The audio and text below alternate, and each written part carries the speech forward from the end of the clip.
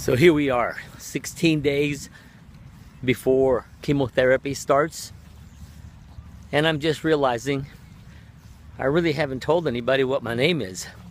My name is Bill, and on October the 10th, I was diagnosed with what's called DML. It's a leukemia. I'm sorry, AML, acute myocytic leukemia. But the story begins a lot before then. Last March 7th, 2013, I went into surgery for open heart valve replacement surgery. I had an aortic valve that was sclerotic or hardening. It was supposed to open to 22 centimeters or millimeters, but was only opening to 0.4 millimeters.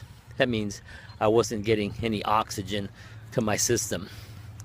The surgery was a successful surgery, of course, and as soon as I was able, I started to work out, first walking on a daily basis, and then combination walking and running. So from about mid-April is when I started my exercise regimen and started getting into some real good conditioning. I had more energy than I knew what to do with, and even though I was getting home from work at 8, 9, 10 o'clock at night, I was changing into my exercise clothes and going out and running and enjoying it. Sometime first part of August, I started not feeling the energy that I had before, and started actually skipping days of exercise, and I wasn't really sure why. I thought maybe it was because I was working late hours, staying up late, doing paperwork, and that was the reason for my loss of energy.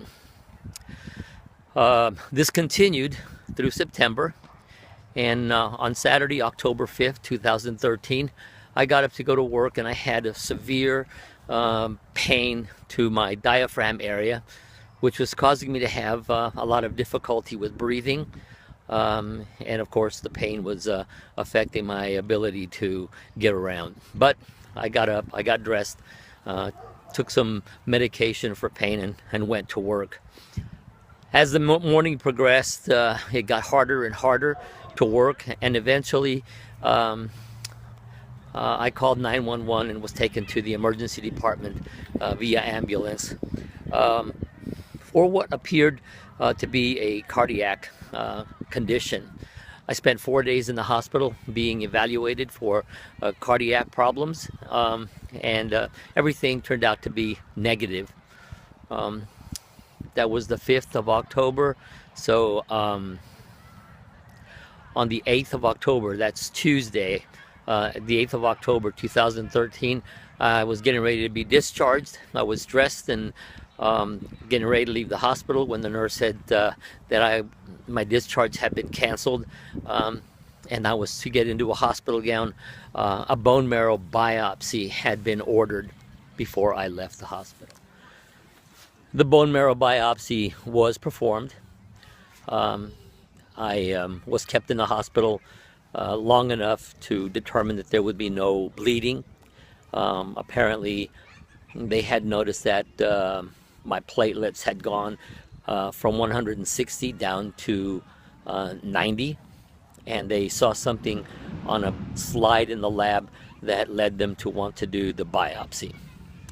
I then got discharged and went home, and on Wednesday, the 11th of or the 10th of October, I received a phone call from the hospital telling me that a diagnosis of leukemia had been done, and that the next morning I was to report to the hospital for admission and to begin chemotherapy.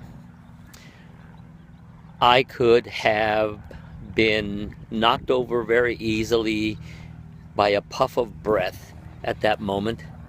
The last diagnosis I ever expected to hear that I had. Here I had the world in the palm of my hand after heart surgery. Everything was looking great. I had a long future apparently ahead of me, um, with endless possibilities, to all of a sudden be told that now I have leukemia.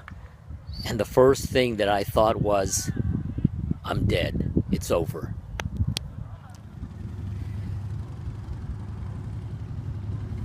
A phone call was made to um, a leukemia specialist in Fresno who looked at my information and said that she couldn't believe that my diagnosis was leukemia because everything else didn't look like it was leukemia, but that she would look at everything the next morning and then call and let me know exactly what it was. The next morning, Thursday morning, I got a call from the doctor who said that the diagnosis in fact was leukemia, um, but that it was a type of leukemia that could be um, treated with just chemotherapy and it would be cured. She called it APML. Um, and that I was to report to the hospital for admission. I would receive chemotherapy over a week's time, then be discharged, and that would be it, and it would be all over. What a relief. It was unbelievable. Thursday morning, I went to the hospital and was admitted and was being prepared to start the chemotherapy that was suggested by the doctor. The doctor then came into my room in the hospital and said that she had looked further into um, my results and found that it, in fact, was not APML. In fact, it was AML, and that it was the most aggressive kind of leukemia that anybody could have because of a condition that was called FLT3. Very, very aggressive in relapse, and the only treatment would be to put me into remission with chemotherapy, and then find a bone marrow donor and do a bone marrow transplant for the possibilities of a cure. Thus began a 4-month period of going in and out of the hospital, where I would spend 3 weeks to 3.5 weeks in the hospital to receive chemotherapy, sit there and watch my blood counts go down to what they called nadir. Nadir is a condition where my immune defenses are at 0, with a white blood count of 0 and an ANC of 0 as well. During that time, the hemoglobin goes down sometimes below 7, and blood transfusions are required, and the platelets go down below 10, and then transfusion of platelets is also required. At the same time, a search was started through the registry for a bone marrow donor. At present, most people have about a 90% chance of successfully finding a strong bone marrow donor through the registry. And also there is a possibility of finding the stem cells required through cord blood, or the donation of an umbilical cord by a mother, and that cord is then used to get the stem cells necessary for a transplant.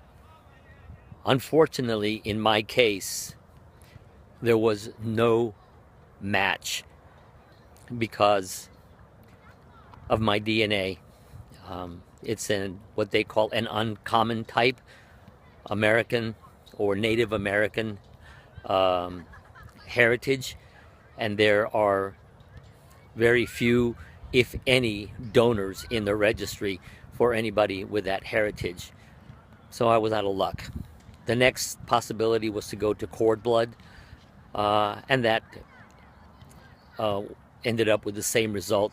There was no match. That left me with only 2 possibilities: my brother, who was a 55% match, and my son, who was a 50% match. It was decided that because of my son's age, he's in his 30s, and his general health, that he would be my best possibility for bone marrow donation. So that's where we stand now. And in 16 days, I will begin chemotherapy and total body radiation. And then my son will have bone marrow harvested, and that bone marrow will be prepared to be given to me via IV infusion for the transplant.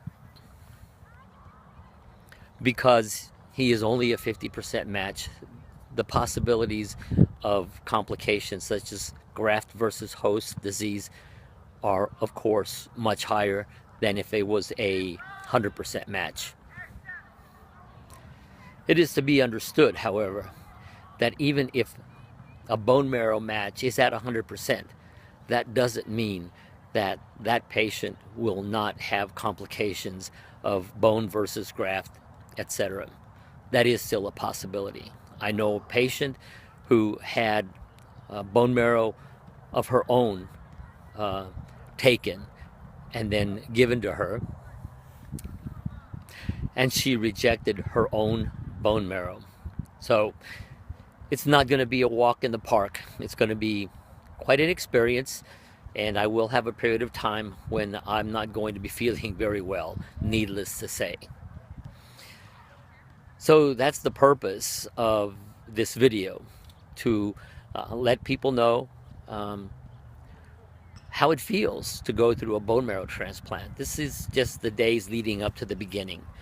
These videos will continue through my treatment and through my recovery, should I make it that far, so that anybody who is diagnosed with leukemia and is awaiting bone marrow transplant can have a good idea of what to expect. That was one of the most difficult things for me, is not knowing what to expect. But that is leukemia for the most part. You have no idea what to expect. And I hope that this video will make it so that anybody who is going to experience this can get some idea of what to expect from bone marrow transplant. This is pretty long, so talk to you tomorrow. A couple of corrections. The diagnosis was actually made on Wednesday, October the 9th, 2013. And during the video, I said bone transplant, and I actually meant to say bone marrow transplant. Sorry about that.